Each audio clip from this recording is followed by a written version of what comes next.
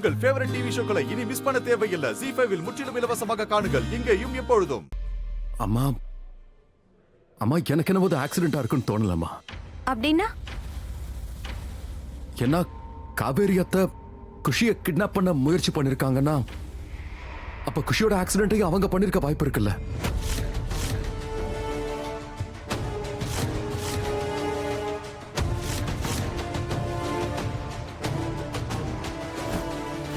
கொஞ்சம் நல்லா யோசிச்சு பாரு ராதா.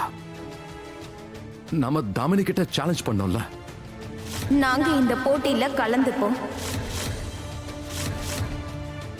புத்தகத்தை அச்சடிச்சு அதை நாங்க வெளியிடவும் செய்வோம். அண்ட் என்னைக்கு நாம அந்த காம்படிஷனுடைய சேலஞ்சுக்காக 5 லட்சம் ரூபாய் பணத்தை கட்டணும்ல, அதை நம்ம கட்டுவோன்னு தாமினி சுத்தமா எதிர்பார்க்கல. அவ கடுப்பாயிட்டா. நேத்து நீ தானே சொல்லிட்டு இருந்த இவ்ளோ பணத்தை எங்களால அரேஞ்ச் பண்ண முடியாது, அது ரொம்ப கஷ்டம்னு. அப்புறம் எப்படி இவ்வளவு சீக்கிரம் முடிஞ்சது? என்னைக்கு நாம அதிகமா சந்தோஷமா இருந்தோமோ அன்னைக்கு அவ ரொம்ப ரொம்ப கோவத்துல இருந்தா. அவளோட கோவத்துல நம்மள பழி வாங்கணும்னு நினைச்சு நம்ம குஷி மேல காரை ஏத்தி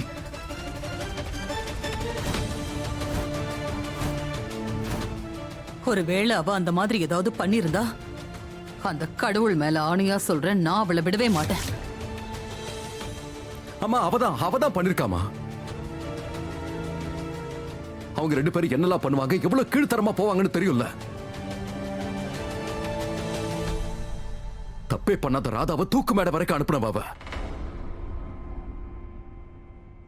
நம்ம கிட்ட இருந்து நம்மளோட ப்ராப்பர்ட்டிஸ், பணம், வீடு எல்லாத்தையும் பறிச்சவ அவ.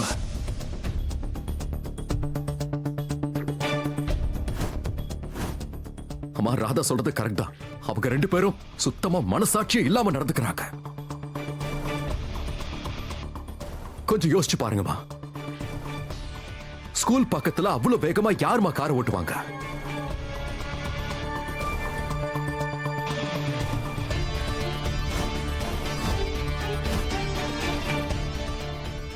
தாமினியால அந்த தோல்வியை தாங்கிக்க முடியல. அதனாலதான் அவ அப்படி ஒரு வேலையை பண்ணிருக்கா. விடமாட்டம் அவள, அவங்க 2 பேரையுமே.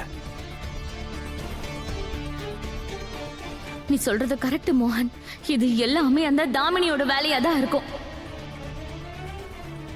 அவளை நான் சும்மா விட மாட்டேன். அம்மா, எனக்கு மோகன் ஐயாவோட நம்பிக்கையில நம்பிக்கை இருக்கு. ஒரு தடவை யோசிச்சு பாருங்கம்மா. கவனமா யோசிச்சோன்னா எல்லாமே தெளிவா இருக்கு. இது எல்லாத்தையும் அந்த தாமினி அக்கா தான் பண்ணியிருக்காங்க.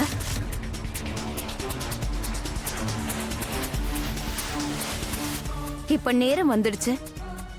தாமினி அக்கா காவிரி பெரியம்மாவோட கணக்கை இதோட நம்ம முடிச்சிடலாம்.